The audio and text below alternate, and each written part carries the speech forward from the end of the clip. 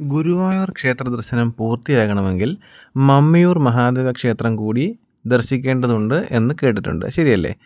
എന്താണ് അതിന് പിന്നിലെ ഐതിഹ്യം എന്ന് നമുക്ക് നോക്കാം.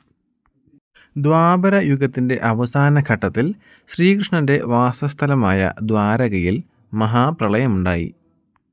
ദേവഗുരുവായ ബൃഹസ്പതിയും വായുദേവനും ഭഗവാൻ കൃഷ്ണനെ ദ്വാരകയിൽ വെച്ച് കണ്ടുമുട്ടി.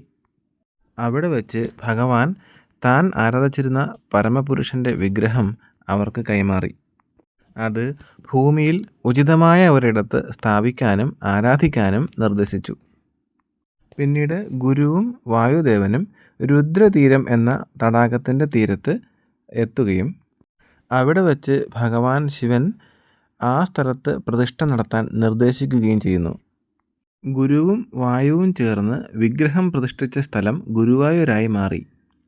അവിടെ ദീർഘനാൾ തപസ്സനുഷ്ഠിച്ചു കൊണ്ടിരുന്ന ശിവൻ പാർവതി സമേതം മറ്റൊരു സ്ഥലത്തേക്ക് മാറി.